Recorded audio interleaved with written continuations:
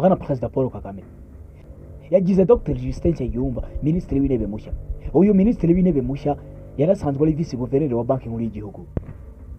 Dr Nsengiyumva uyu wari usanzwe ari vice guverineri wa banki nkuru y'igihugu. Uyu mwanya yawugiyeho tariki 25 Gashyantare 2025 asimbuye Dr Edouard Ngirente. Uyu wari usanzwe kuri izi nshingano kuva mu mwaka wa 2017. Mbere yaho gato uyu Dr Nsengiyumva yabaye umunyamabanga uhoraho wa minisitiri w'uburezi kugeza mu 2008. Uyu mbere yaho gato yari umunyamabanga wa leta ya minisiteri y'ubucuruzi n'inganda. Dr Nsengiyumva afite impamyabumenyi y'ikirenga yakuye muri kaminuza ya Leicester. U Rwanda rwatangiye kugira minisitiri w'intebe prime minister kuva mu mwaka wa 1994. Icyo gihe bwana Faustin Twagiramungu yayoboye 1994 kugera muri 1995. Uyu yavukiye Cyangugu 1944. Uyu yari umwe mu banyapolitike batavuga rumwe na leta y'u Rwanda mbere ya 1994. Uyu mugabo yari mu ishyaka MDL, Mouvement Démocratique Républicain. Uyu yayoboye guverinoma y'ubumwe nyuma ya jenoside yakorewe Abatutsi. Yafatanyije n'ingabo za FPR guhashya imitwe itwaje intwaro yari igambiriye guhungabanya igihugu. Uyu yashinzwe kugara ibikorwa bya leta byari byarasenyutse. Uyu mugabo bwana Faustin Twagiramungu mu gihe cye zirenga 2 miliyoni zari mashyamba ya Kongo. Icyo gihe hatangiye kubakwa uburyo bwo kugarura impunzi ahagana muri 1995.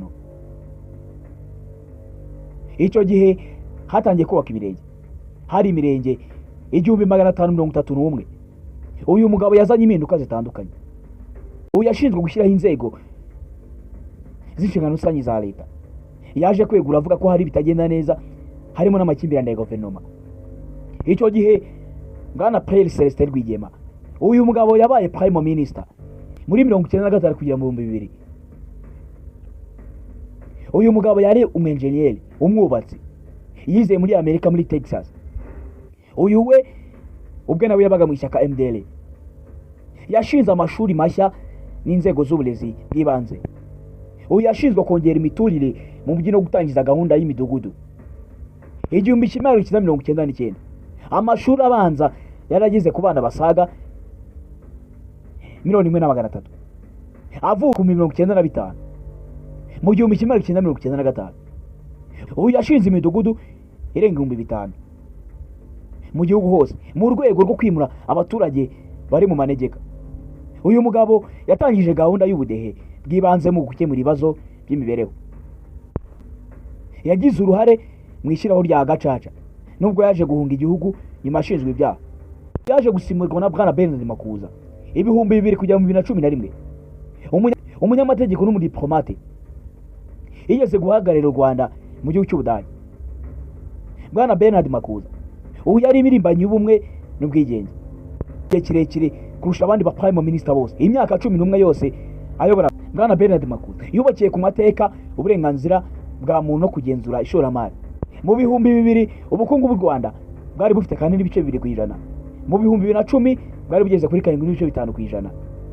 Muri manda ye bwana Bernard Makuza umubare w'abanyeshuri mu mashuri yisumbuye wavuye ku 14 mu 2000 ugira ku 55. Bwana Bernard Makuza yasinye amasezerano y'icyerekezo Vision 2020. Yagize uruhare mu ishyirwaho rya Mutuelle de Santé, ubwisungane mu kwivuza. Yaje gusimburwa na bwana Dr Pierre Domier Habumuremyi. Bwana Dr Pierre Habumuremyi yabaye prime minister 2011 kugera 2014. Uyu yari umwarimu n'umushakashatsi mu mategeko n'uburezi. Yari afite PhD mu bukungu. Ugeze kuba minisitiri w'uburezi. Uyu yashize imbere gahunda y'icyerekezo Vision 2020.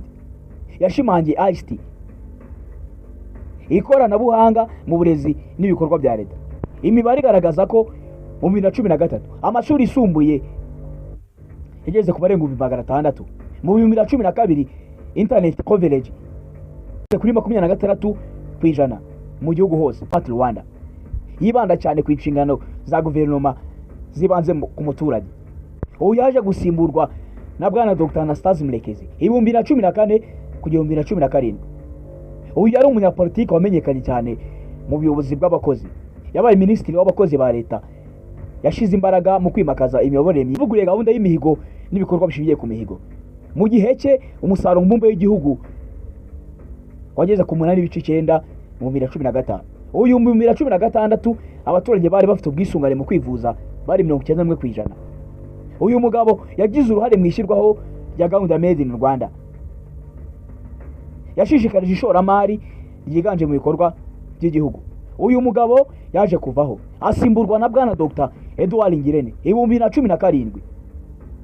Aho yaje no gusimburwa, uyu ari waje gusimburwa na bwana Dr. Justin Nsengiyumva. Bwana Edouard Ngirente afite PhD mu bukungu, yakoze muri banki y'isi, yagizwe PM afite imyaka 44 gusa. Umwe mu ba PM bakiri bato, Prime Ministers.